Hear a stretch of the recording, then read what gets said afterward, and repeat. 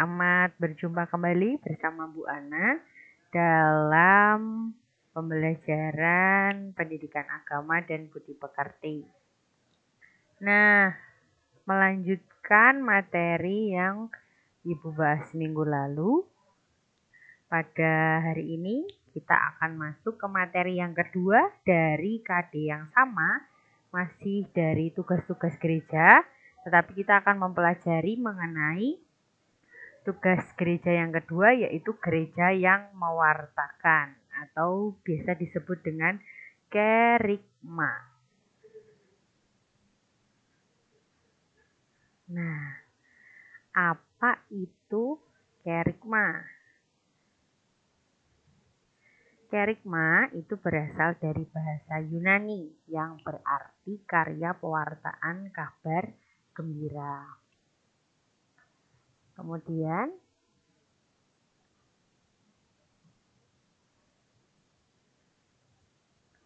kabar gembira itu terwujud dalam sabda Allah.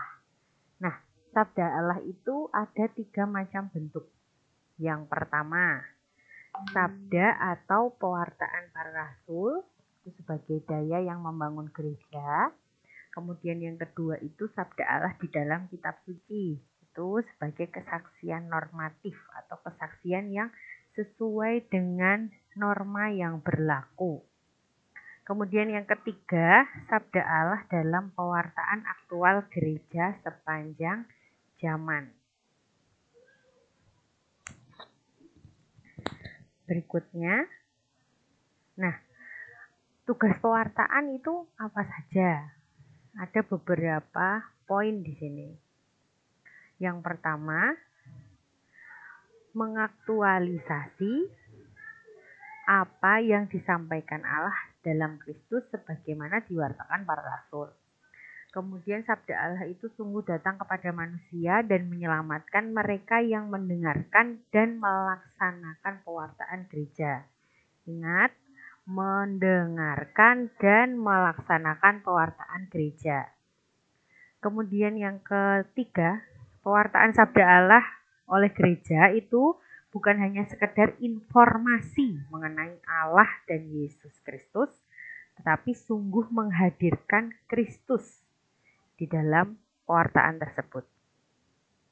Kemudian yang keempat, di dalam Kristus tersebut, Kristus menyelamatkan, menyembuhkan hati dari setiap orang yang mendengar, kemudian membuka diri terhadap sabda yang disampaikan. Nah, jadi ketika seseorang itu memberikan dirinya, mau membuka diri untuk mendengarkan sehingga dia terbuka kepada sabda Allah, maka disitulah Kristus akan menyelamatkan kita. Kemudian yang terakhir itu Kristus membebaskan kita dari dosa melalui sabdanya. Nah, itu inti dari tugas pewartaan. Nah, kemudian pewartaan sabda Allah itu ada 2 macam bentuknya. Yang pertama itu verbal, kemudian yang kedua adalah non-verbal. Nah, pewartaan verbal ini bisa dimaknai bahwa pewartaan ini diungkapkan melalui kata-kata atau bentuk pewartaan. Sedangkan kalau non-verbal itu dengan tindakan yang nyata. Gitu. Nah, ada beberapa macam bentuk pewartaan verbal di sini. Yang pertama adalah khotbah atau homili. Khotbah sendiri adalah pewartaan tematis. Jadi pewartaan ini ada tema-tema khusus yang diangkat mengenai apa yang diwartakan. Kemudian homili. Kalau homili bedanya dengan khotbah, kalau homili tadi tematis ya, sedangkan kalau khotbah tadi tematis ya. Kalau homili itu pewartaan yang berdasarkan satu perikop kitab suci. Jadi acuannya adalah perikop kitab suci yang dianggap, misalnya ayat berapa dan sebagainya. Kalau khotbah tadi kan tematis, misalnya tentang sukacita atau pengampunan dan sebagainya. Nah, kemudian bentuk pewartaan verbal yang kedua itu pelajaran agama. Nah, bentuknya apa saja ya? Seperti Bu Ana ini mendampingi kalian untuk menemukan makna hidup dalam terang kitab suci atau ajaran gereja. Kemudian, pelajaran agama juga bisa menjadi proses sharing, saling memberikan kesaksian mengenai pengalaman atau pergumulan hidup yang pernah dialami begitu ya. Lalu yang ketiga adalah katekese umat. Nah, katekese umat ini adalah bentuk kegiatan aktif berkomunikasi untuk menafsirkan hidup nyata dalam terang Injil.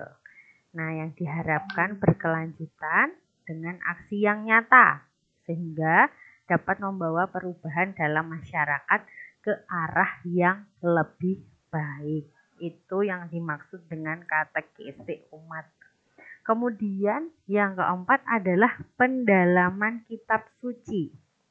Pendalaman kitab suci ini dapat dilakukan di dalam keluarga, kelompok, atau pada kesempatan-kesempatan khusus seperti pada masa Prapaskah atau APP, masa Advent, dan pada bulan kitab suci. Misalnya bulan September. Kemudian selanjutnya itu ada dua hal yang dituntut dalam pewartaan.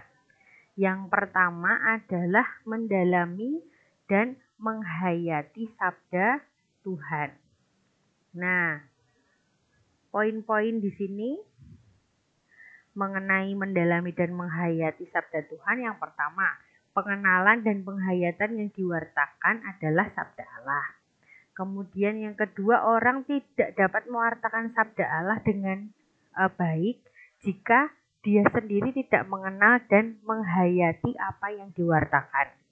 Kemudian yang ketiga, kita hendaknya cukup mengenal, mengetahui dan menghayati isi kitab suci, lalu ajaran-ajaran gereja dan keseluruhan tradisi yang ada di dalam gereja, baik universal maupun gereja lokal. Kemudian yang keempat, kita hendaknya senantiasa membekali diri dengan berbagai bacaan, penataran, dan macam-macam pembekalan yang lain. Nah, untuk poin yang kedua, mengenal umat atau masyarakat sesuai dengan konteksnya. Yang pertama, pengenalan latar belakang dari orang-orang yang kepadanya sabda Allah itu akan disampaikan. Jadi orang-orang yang akan menerima pewartaan itu. Lalu kita juga harus mengenal mengenai budaya mereka. Sehingga pewartaan yang kita wartakan itu sungguh menyapa para pendengarnya. Lalu yang keempat, pengenalan dan kepekaan terhadap lingkup budaya seseorang atau masyarakat. Lalu yang keempat, pengenalan akan lingkup budaya itu dapat ditimba dari berbagai bacaan, kemudian keterlibatan kita secara konkret begitu ya, dari budaya yang kita timba tadi. Kemudian kita juga menyatu dengan mereka yang menerima kabar gembira itu. Nah, itu hal-hal yang diperlukan dalam pewartaan. Nah, kemudian apa yang dimaksud dengan magisterium dan para pewarta sabda? Di sini Bu Ana tampilkan magisterium itu adalah mereka yang memegang kuasa mengajar dalam gereja. Kemudian poin yang kedua, umat Allah itu hanya dapat menjalankan tugas kenabiannya dalam kepatuhan kepada pemimpin gereja. Sebab pimpinan gereja itulah yang disebut magisterium. Sedangkan hierarki adalah pengajar otentik yang mengemban kewibawaan Kristus.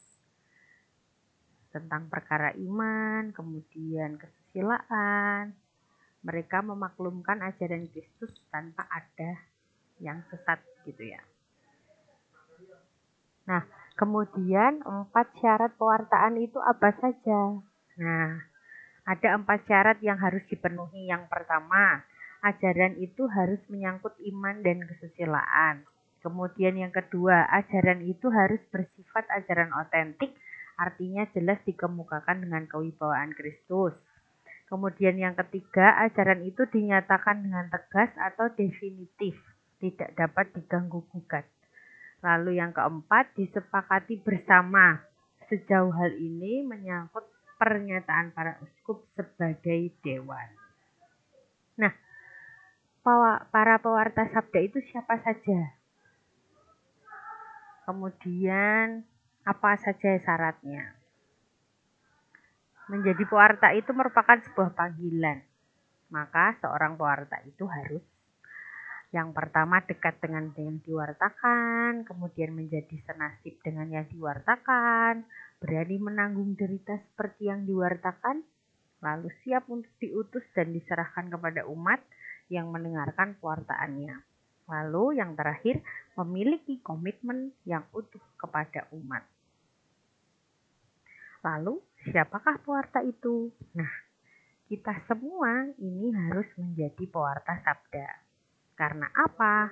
Karena sakramen baptis dan pengurapan, penguatan, kita menjadi anggota gereja dan sekaligus terlibat dalam misi gereja.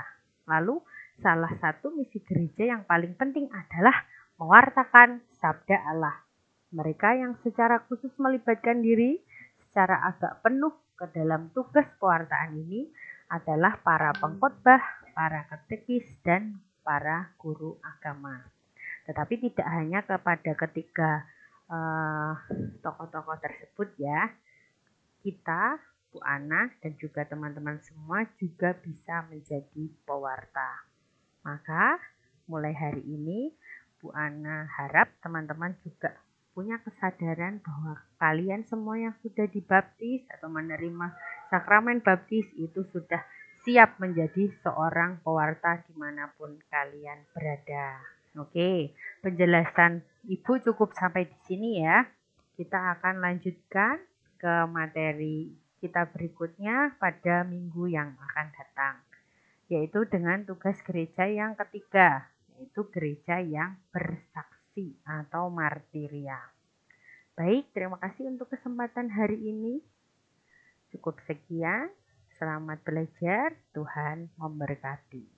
Amin.